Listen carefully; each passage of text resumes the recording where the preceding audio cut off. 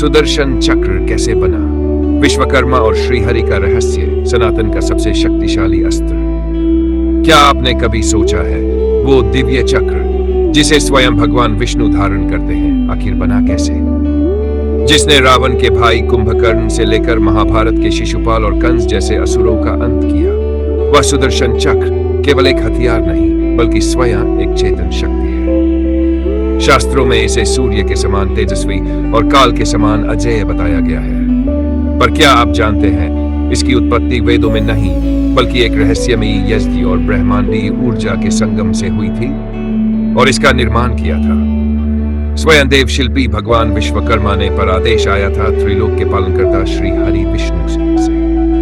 आज हम आपको बताएंगे उस रहस्य की कथा जो युगों से छुपी रही है, सनातन के सबसे शक्तिशाली अस्त्र की कथा।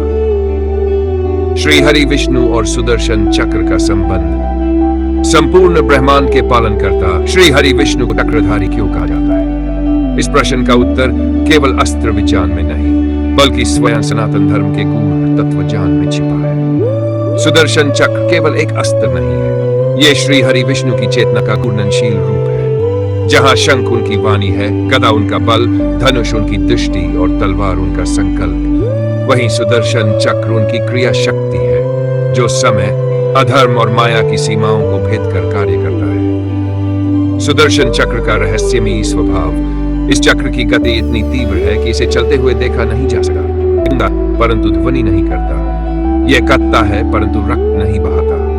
यह प्रकट होता है केवल तब जब धर्म पर संकट हो और न्याय की पुकार हो। चारों युगों में इसकी भूमिका। सत्य युग, जब ऋषियों के यज्ञों को असुर बाधित करते थे, तब सुदर्शन चक्र ने अदृश्य रहकर विघ्नों का नाश किया। त्रेता युग, श्री राम के युग में यह चक्र उनके भीतर अदृश्य तेज के रूप में विद्यमान रहा, क्योंकि वह अवतार मर्यादा का प्रतीक था और मर्यादा में रहकर ही अधर्म का अंत किया गया। द्वापर युग, श्री कृष्ण के हाथों ये चक्र बारंबार प्रकट हुआ, चाहे वह शिशुपाल वध हो या जरासंध के दुर्गों का विनाश, या फिर महाभारत युद्ध में भीष्म के सामने स्वयं श्री कृष्ण का रथ से उतरकर चक्र उठाना।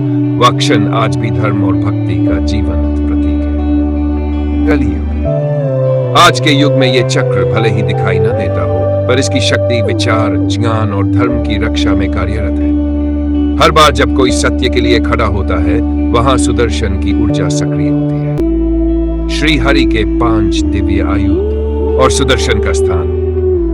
भगवान विष्णु के पास 5 दिव्य आयुध माने गए हैं। पांचजनी शंख जो बुराई को चेतावनी देता है, कौमुद की गदा जो छल और अहंकार को कुचलती है, नंदक खड्ग जो अज्ञान का नाश करती है, शांधनुष जो दूर के लक्ष्य पर प्रहार करता है, वायु और सुदर्शन चक्र जो एक बार चला तो कभी लौटता नहीं, क्योंकि यह केवल शरीर नहीं अधर्म की जड़ काटता है।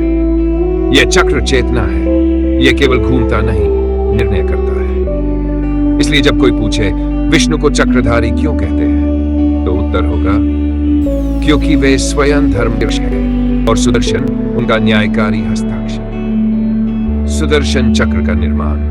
विश्वकर्मा की दिव्य शिल्पकला। कौन है वह जिसने रचा सुदर्शन चक्र? कैसे बना यह चक्र जो अधर्म का अंत करता है और धर्म का रक्षक है?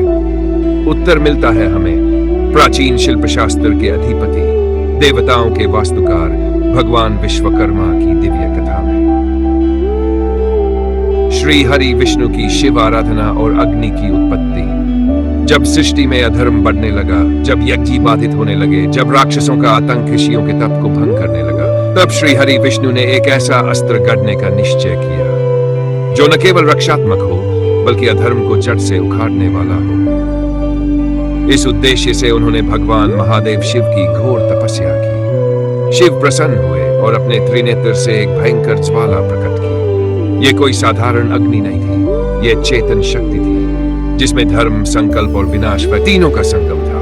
लेकिन यह ऊर्जा अत्यंत उग्र और दिशाहीन थी। यदि इसे किसी रूप में न डाला जाता तो सृष्टि स्वयं भस्म हो जाती। विश्वकर्मा का हस्तक्षेप दिव्यता को रूप देने वाला क्षण। तभी भगवान शिव ने इस प्रचंड ज्वाला को सौंपा भगवान विश्वकर्मा को, जो शिल्प, यंत्र और ब्रह्म शक्ति के सम्राट माने जाते हैं। विश्वकर्मा ने उस अग्नि को अपने तप, ज्ञान और दिव्य यंत्रों से परिष्कृत किया। उन्होंने उस ऊर्जा को आकार दिया और गढ़ा, एक ऐसा अस्त्र जो केवल भौतिक रूप से नहीं बल्कि आध्यात्मिक स्तर पर भी कार्य करे।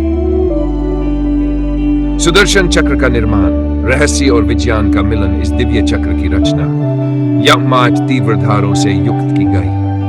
ये अलबाद धाराएं ब्रह्मांड के यात मूल तत्वों, थियोलोमाइट उपनिषदों और अहात नामों का प्रतीक है। हर धार अधर्म के एक रूप को भेदने में सक्षम है।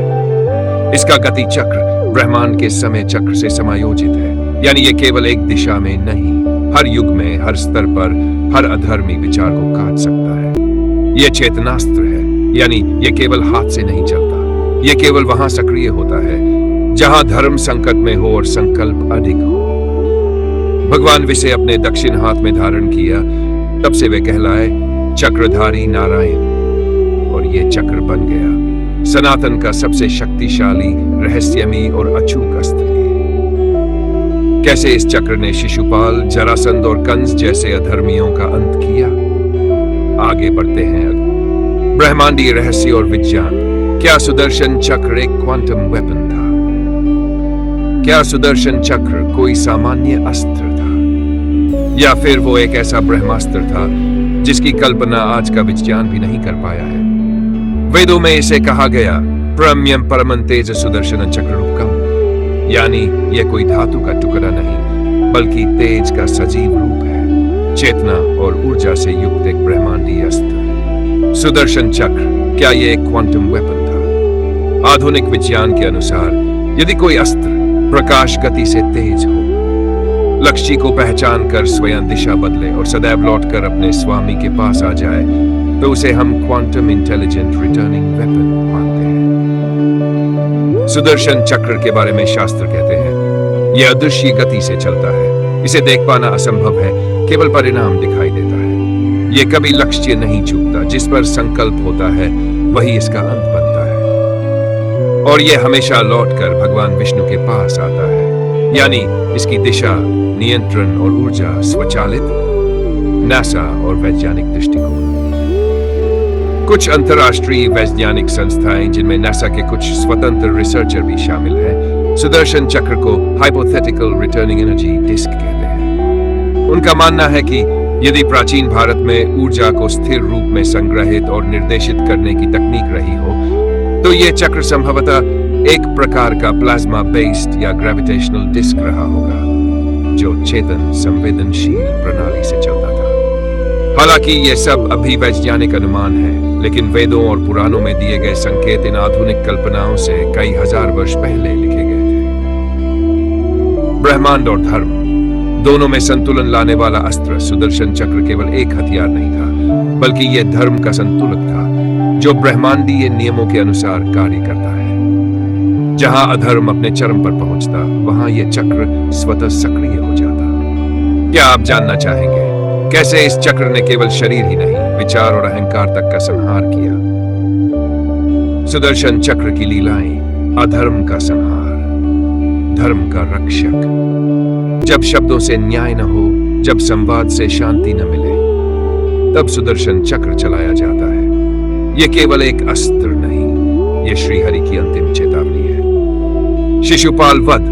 जब अहंकार की सीमा टूटी, शिशुपाल, जो श्री कृष्ण का चचेरा भाई था, जिसे टाट अपराधों तक क्षमा करने का वचन दिया गया था, परंतु जब उसने सभा में धर्म, श्री कृष्ण और नारायण का बार बार अपमान किया और 7 से अधिक अपराध पूरे कर दिए, तब श्री कृष्ण ने एक शब्द कहा नहीं, केवल सुदर्शन चक्र चलाया। एक पल में उसका मस्तक शरीर से अलग हो गया। सभा स्तब्ध थी, पर न्यायपूर्ण हुआ। रावण और राक्षसों से संघर्ष। त्रेता युग में जब रावण और उसके राक्षसी दल ने धर्म को कुचलने का प्रयास किया, सुदर्शन चक्र ने बार बार असुरों की सेनाओं का विनाश किया। जब श्रीहरि ने रामावतार लिया, तब भी यह चक्र उनकी चेतना में सक्रिय रहा, और कई ऐसे दैत्य जो त्रिकालज्ञ होकर बच निकले थे, इस चक्र से अंत को प्राप्त हुए। महाभारत में सुदर्शन अदृश्य रूप में निर्णायक भूमिका।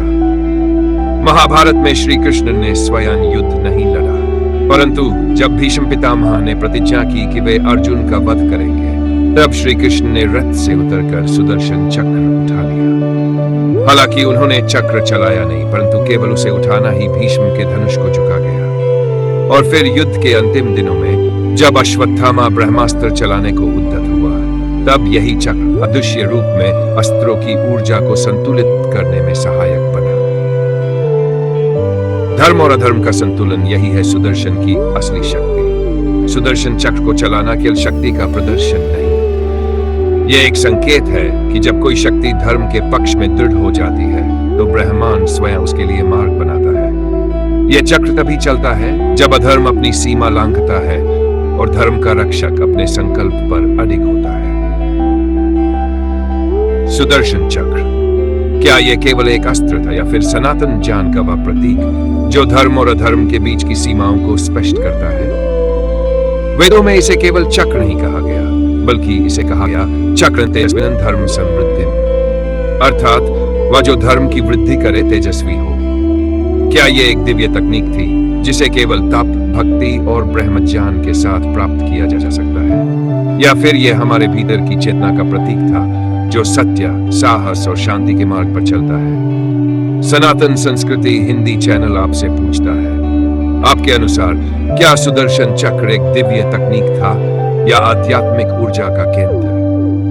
क्या यह आज भी ब्रह्मांड में कहीं सक्रिय है, किसी योगी आत्मा की प्रतीक्षा में? अब आपसे हमारा एक अनुरोध, अगर आपने कभी अपने जीवन में सुदर्शन चक्र की शक्ति को अनुभव किया हो तो कमेंट करें। जय श्री हरि। इस वीडियो को अपने मित्रों, परिवार और उन सभी तक पहुंचाएं जो सनातन संस्कृति के इस गूढ़ रहस्य को जानना चाहते हैं, क्योंकि ज्ञान तभी जीवित रहता है जब वह बांटा जाता है।